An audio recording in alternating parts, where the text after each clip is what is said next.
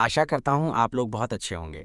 नमस्कार साथियों, स्वागत है आप सभी का एक नई वीडियो में। यदि चैनल पर पहली बार विजिट किए हैं तो कृपया चैनल को सब्सक्राइब करें और बेल आइकन को प्रेस करें ताकि इस तरह की वीडियो का नोटिफिकेशन आप तक पहुंच सके। मिडिल ईस्ट में गजा और फिलिस्तीन के लिए लड़ रहे वाहिद अरब मुल्क यमन पर अमेरिका और इसराइल ने हमले बढ़ा दिए हैं। बावजूद इसके यमन के एक बड़े हिस्से पर कंट्रोल रखकर सरकार चला रहे यमन के अंसारुल्लाह के हौसले बुलंद हैं। हूतियों के जरिए दावा किया गया है कि ईरान के प्रेसिडेंट मसूद पज़ेशियान और यमन में हौसियों की सुप्रीम पॉलिटिकल काउंसिल के चीफ मेहदी अल मश्त के दरमियान फ़ोन पर बात हुई है। अंसारुल्लाह का दावा है कि दोनों लीडरान का फोकस इस पूरे खते की मौजूदा सूरत हाल पर है। हूतियों का दावा है कि ईरानी प्रेसिडेंट पज़ेशियान ने यमन को लाल सागर में और इसराइल के खिलाफ चलाए जा रहे अभियानों पर शुभकामनाएं दी हैं, मुबारकबाद दी है। हौसियों का कहना है कि ईरान और यमन के दुश्मन एक ही हैं और हम उनसे मुकाबला करते रहेंगे। तो क्या ईरान हिमायती एकमात्र अरब देश अब पूरी तरह जंग के मूड में है? यमन में हौसियों की फोर्स और वहां की आवाम का जज्बा देखकर तो ऐसा ही लग रहा है। इधर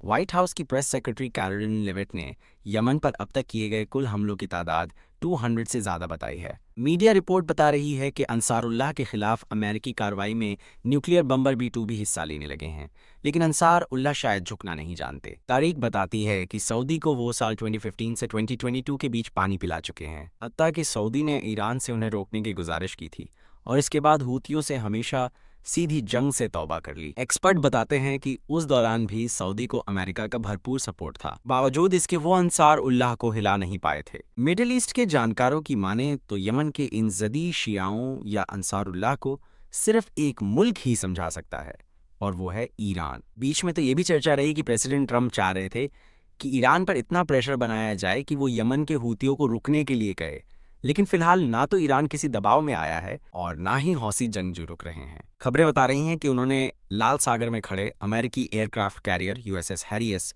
ट्रूमैन को अपना टारगेट नंबर 1 बना लिया है। तो यमन के हौसी फाइटर सिर्फ और सिर्फ ईरान के समझाने से ही समझेंगे। इसकी वजह भी है, यमन के हूती कबीले और ईरान का बरसों पुराना साथ है।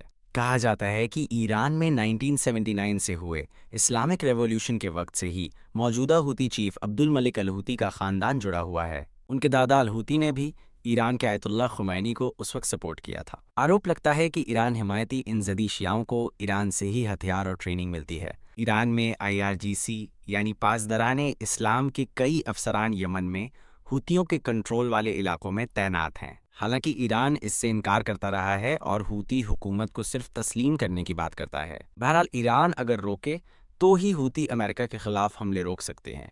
वहीं अंसारुल्लाह का कहना है कि जंग तुरंत खत्म हो सकती है अगर इजराइल गजा में हमले रोके और गजा में मदद आने दे। अब देखना होगा हजरत जद को अपना आइडल मानने वाले यमन के अंसारुल्लाह को कौन रोक पाता है, क्योंकि वो तो यही दावा कर रहे हैं कि ईरान उनकी काविशों से खुश है और लाल सागर में अमेरिकी और इजरायली जहाज़ों का निकलना इस वक्त नामुमकिन है। आशा करता हूं आपको हमारी तरफ से दी गई जानकारी से आप संतुष्ट होंगे। तो इस तरह की अंदरूनी खबर के लिए आप चैनल को सब्सक्राइब करके ज़रूर रखिएगा। मिलते हैं अगले वीडियो में, तब तक के लिए आप अपना ख्याल रखिएगा। जय हिंद, वंदे मातरम, भारत माता की जय।